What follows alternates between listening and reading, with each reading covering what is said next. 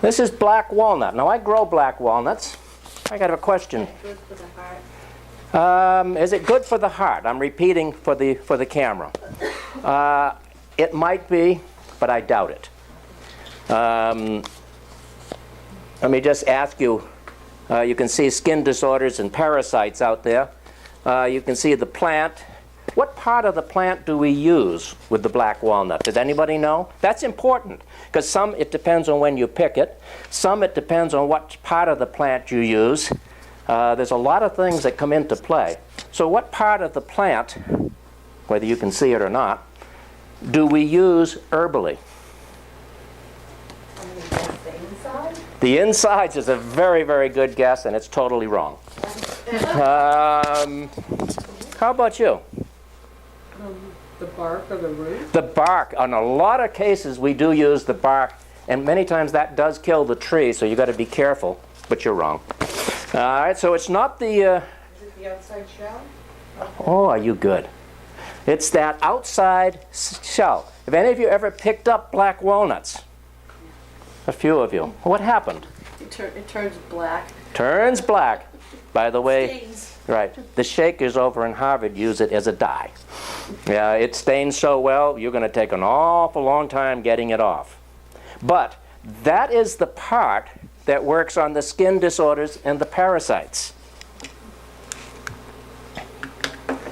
So then you've got two of them there.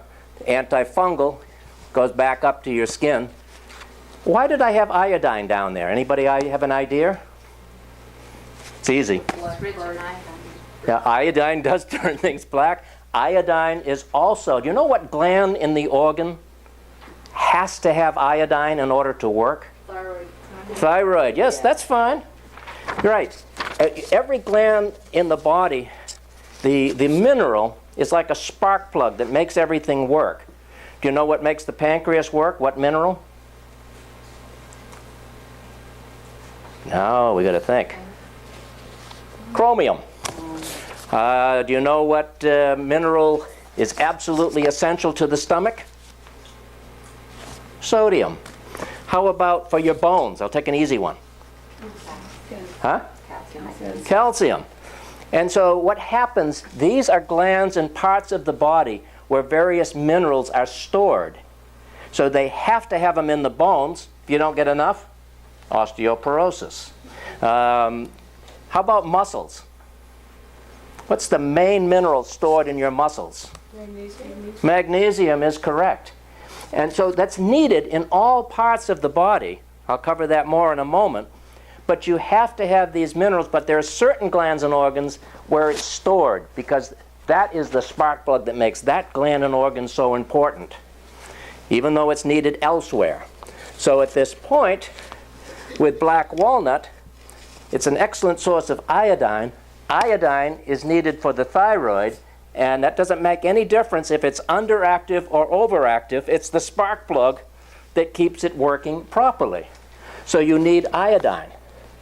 I'll digress for a moment for the purpose of my camera over there.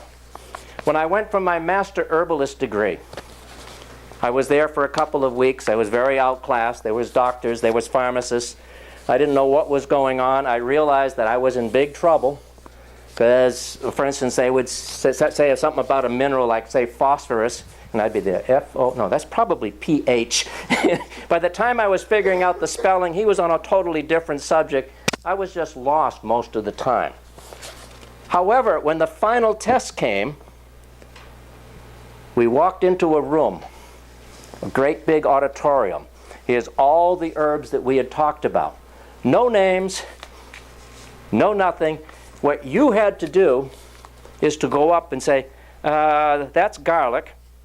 The Latin is Allium sativa. The part used is the bulb. It's good for, you had to essay and write it out. There was no multiple questions.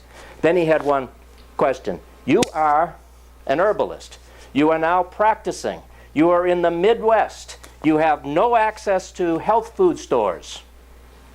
A person comes in with a swollen neck and glands. What do you do? Well, you had to know that's a sign of a goiter. You also had to know that you needed iodine. But you can't get the kelp from the ocean. And so you had to know that, oh, there's black walnuts here, that you could take the hull of the black walnut and you could make a tincture out of it or an herb out of it, and then you could treat that thyroid. That's one of the questions that I had to go through in order to become, quote, a master herbalist. I breezed through that part. The other 2 weeks I was stuck because I couldn't keep up to them. So iodine is good for the thyroid. That was a slight digression.